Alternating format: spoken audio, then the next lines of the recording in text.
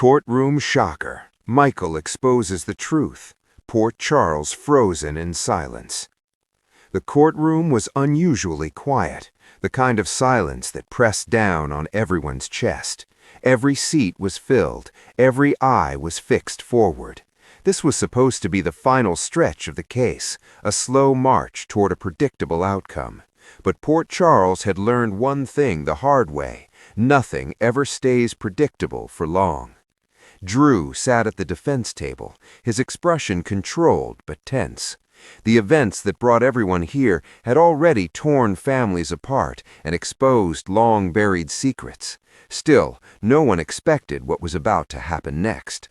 Michael Corinthos stood near the witness box, hands clenched, jaw tight. He had been silent for days, carefully watching as accusations flew and half-truths shaped public opinion. Many believed Michael was here only to support family. Few suspected he carried information powerful enough to shatter the entire case. The judge asked if there were any final statements before proceedings moved forward. Michael slowly lifted his head. "Yes," he said firmly, "there's something the court needs to hear."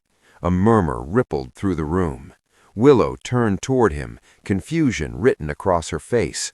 Sonny straightened in his chair. Even the judge paused, sensing that this wasn't a routine interruption. Michael stepped forward. "For weeks we've been circling the truth. People have been blamed, motives questioned, and lives dragged through the mud. But the truth hasn't been spoken, not fully." Drew's eyes locked onto Michael's. Michael took a breath. "I know who's responsible for what happened to Drew." The room erupted. The judge struck the gavel, demanding order, but it took several moments before the noise died down. Every heartbeat felt loud, every breath felt heavy. Michael continued, his voice steady despite the tension tightening around him. "I didn't come forward earlier because I needed proof. I needed certainty, and now I have it." Willow stood up without realizing it. "Michael, what are you saying?" Michael didn't look at her yet. His eyes were fixed straight ahead, focused on the truth he had carried alone. What happened to Drew wasn't random, and it wasn't an accident. Someone made a choice that night, a choice that nearly destroyed multiple lives. Drew leaned forward. "Michael, if you know something, you need to say it." Michael nodded slowly. "I'm saying it now."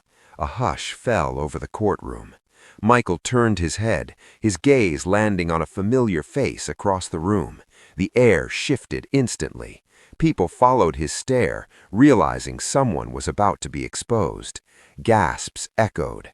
"That person," Michael said, "was acting out of desperation, fear, and a belief that they were running out of options."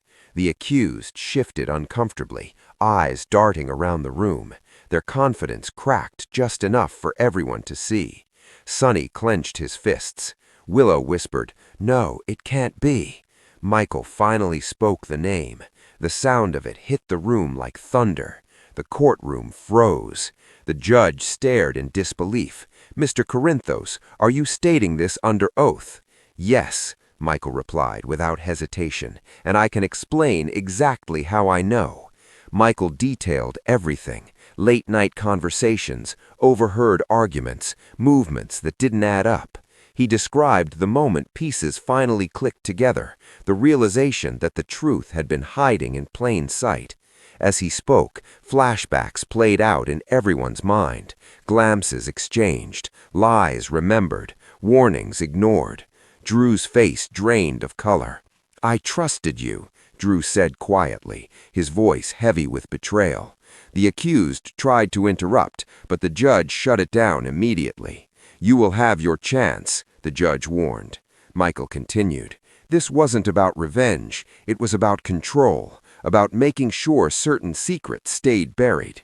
Willow's eyes filled with tears as she slowly sank back into her seat. "I defended the wrong person," she whispered. Across the room, Carly stared in shock, her mind racing through every moment she had overlooked, every instinct she had ignored. Sonny stood up abruptly. "This changes everything." The judge called for a brief recess, but the damage was already done. Conversations exploded across the room. Lawyers whispered urgently. Reporters scribbled notes faster than they could process the implications. When the court resumed, the atmosphere was electric. The accused finally spoke, their voice shaking. Michael is twisting the story. He's doing this to protect his family. Michael met their eyes. I'm doing this because the truth deserves daylight. Evidence was presented. Messages, timelines, witness accounts that lined up too perfectly to deny. One by one, excuses crumbled, denials weakened. Drew closed his eyes, absorbing the weight of it all. I kept asking myself why, he said. Now I know. The judge leaned forward. This testimony will be entered into record. Further investigation will proceed immediately. A wave of shock washed through the courtroom. Outside, Port Charles buzzed with the news. By nightfall, everyone would know that the story they believed was wrong and that Michael Corinthos was the one to finally expose it. But the fallout was just beginning.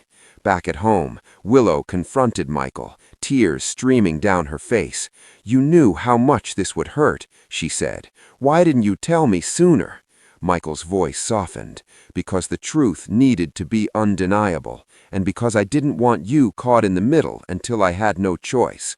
She nodded slowly, understanding and heartbreak colliding.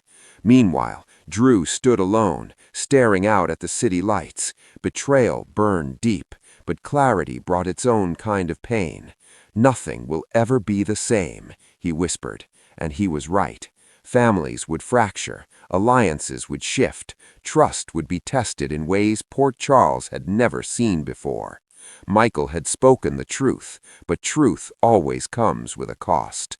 And in Port Charles, that cost was about to be paid in full.